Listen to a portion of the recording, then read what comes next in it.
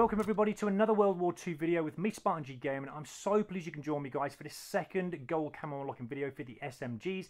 And the second SMG in the list that we're working to gold today is the PPSH-41. Now if you are struggling with getting this weapon to gold or with any of the challenges that are required to get this weapon to gold, I'm always going to try and help you guys as much as I possibly can in this video so you can get this to gold as quickly and as easily as I did.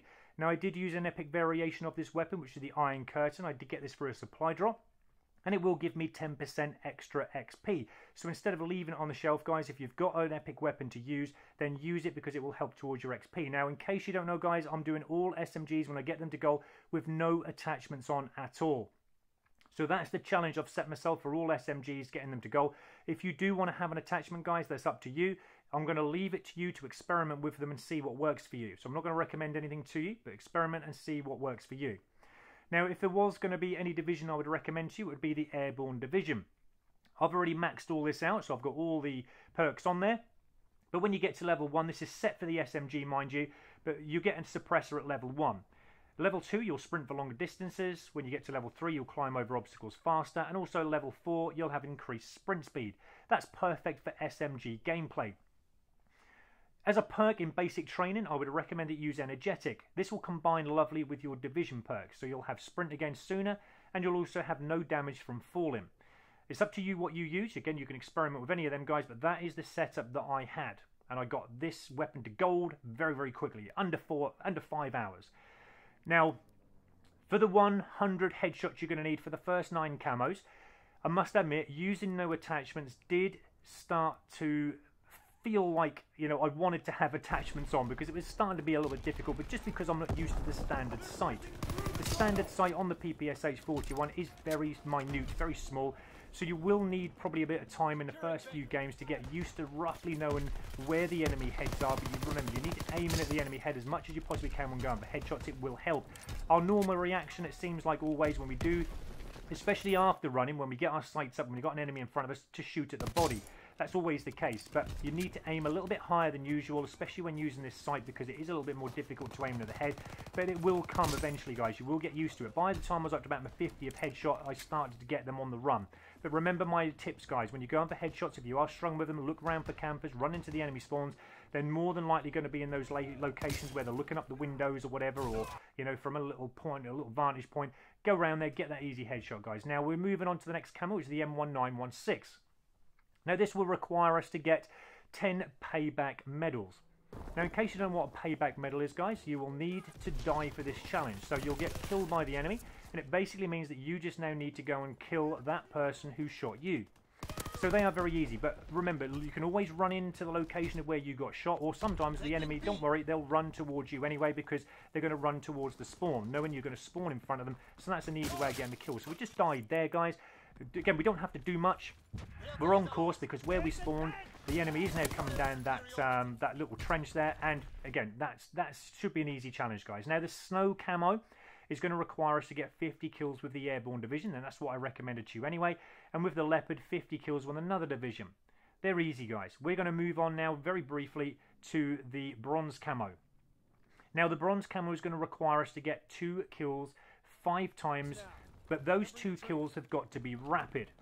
Now in case you don't know what a rapid kill is, guys, a rapid kill is getting 2 kills on an enemy straight after each other. There mustn't be too much of a pause in between. But with that division perks that I gave you, because we're running and gunning and we're looking around, we're playing the game very tactically, you can actually find that, especially if you're going to play domination as well. I always recommend, this is why I play domination, guys, because when the enemy goes to take those points, they're more than likely going to be more than one person, and it just makes for easy, rapid kills. So this is a great one here on the London docks. You know, when they're taking that point C, this is an easy, rapid kill place to get them. Just not that one, you know, point A on this one, point B. There are always going to be more than one person taking them points, so it's easy, guys. That's why I play domination and recommend it to you. The same with the Bloodthirsties as well. Now I'm going to go into long detail about this one, guys, because I'm going to show you different ways that I play. Now this is a great map right from the start of the game to play on. This is the Gibraltar map. If you watch my gameplay, guys, this is why I do this, so I can show you my ways of doing the Bloodthirsties, and if you copy me, I'm certain you can do the same. Now, I'm working my way around here at the moment into the enemy spawn. That's what I do every single game when I play Gibraltar. It's really weird because as a player, when you play these maps for a long time, like I have, and you know this yourself guys, you always tend to go to the same places, the same locations, because you roughly know where the enemy are going to be coming from. So this is a great map for that. It's only a small map, so there's not too many places to go. But what I'm trying to do is get up behind the enemy. You can see how easy this is making it for me. This is a little place I like to camp down here just after running into the enemy spawn, because more than likely the enemy are going to be coming from the right hand side any moment, and you'll get those easy kills. I mean, again, even though we're showing you Bloodthirsty videos, you can get rapid kills. You can get 10 kills for the mercilesses, for the killer challenges that you need to do, for the calling cards. It's absolutely amazing. But most of the time as well, remember, after getting a few kills in this little location, you're going to have to move a little bit because the enemy should roughly have an idea of where you are. So they're going to try and get a payback on you and get that revenge. So, you know, do keep on the move. But like I said, I'm going to show you various videos in different styles of gameplay I have. This is a great map here. This is the Flak Tower. Now, what I do on the Flak Tower map as well is have that set run, the set places that I go, especially when, you know, we're playing domination on hardcore. The enemy are roughly going to be up in these little camping places up here. But work your way around, guys. You can do this on the move. You can run and gun as I'm doing here. Remember, use your perks to advantage. Now, that's bringing me into a nice little thing here in saying that little clip I just showed you there where it's half time. You have to remember, I just got that in there as you saw, guys, that Bloodthirsty.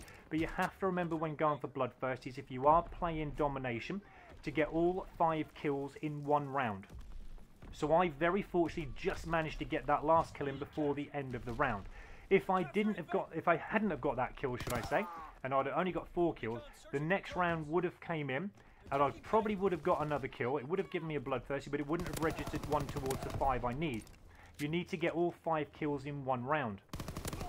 Also as well, while I'm at it, I might as well just tell you and remind you as well, guys, for those new viewers who I'm getting in every day, that you have to make sure that all 5 kills come from the PPSH-41 alone. You can't get a kill from an explosive device and then expect to get 4 more kills with your gun. Yes, you will get your Bloodthirsty medal, but it won't register one towards the 5 you need. This is a great map on the forest map here. I like to call this the snowy map because it does look very good. I love it. It feels chilled. It feels very ice and cold, this map. And it's great graphics. I do love this map. But it is a great location where the enemy spawns from that little point where I was there to get easy kills and get that Bloodthirsty. Now the Point Du Hoc map, this is again another great location at the moment where enemy players and sometimes your teammates, they are infecting the game by trying to go outside the map to get easy kills. When they do get dug in that little place where they're going outside the map, which is the location I'm at the moment, it is very hard to kill them. But try and get them before they go in. This is going to make easy Bloodthirsties. I do this now every single time because there's so many players trying to get outside the map. But this player here, it's the same person I keep killing every single time. He's just trying his best to get up into that little area outside the map, but I'm killing him every single time. When they try and get out of the map, they're so addicted to it that they set their sights on just trying to get out the map. They don't worry about who's around them to try and kill you. You know, he's not even worried about killing me. All he's trying to do is get out the map. So it makes for easy Bloodthirsties, guys. This is another great map here. This little room here, the building that I'm in, you can use this to get Bloodthirsties in very quickly and very simply, especially again if you're playing domination, because point B is where you can get most of your kills from. But I would recommend, though, that when you are going to use this building for Bloodthirsties, to keep moving from one window to another. There's 4 points here, okay, including, you mustn't forget the staircase as well. That's another point where the enemy can come in from and get you. But there's 4 points in total, 5 with the stairs, that you need to keep checking every now and again. Because remember, when you kill an enemy, they know roughly where you're going to be. You need to watch your back. But like I said, point B there, without any attachments on, I didn't have full metal jacket on or anything like that, but you can still shoot through those wooden pallets that then they're trying to take that point B is at. So again, it makes for easy Bloodthirsties, guys. So you've got to try and use, you know, the gameplay that I'm showing you here to your advantage, so you can do this yourself as well. You can get point A there where the enemy are trying to take it, and again, you've got all locations. It's a great vantage point to get, you know, plenty of kills on the enemy. So like I said, use my tactics, use the way I'm playing. I'm showing you different forms of gameplay that I'm having. Sometimes when I do play good players, and you know you're playing against good players, because no matter what you do, it just seems as if you can't kill them. But if you are on the mission and the task of getting your bloodthirsties at the time you're playing good players, then be a little bit more standoffish, you know. Try not to use your division perks too much in running and gunning, because sometimes they don't always work. Remember, the enemy might, if you find they are killing you plenty of times, have, you know, attachments on your weapon. So again, you've got to think of all little things like that. But use tactics, you know, use a little bit of common sense. Go out there, get that copper camo to get those bloodthirsties complete. So hopefully I've helped you there, guys. But that is the gold camo.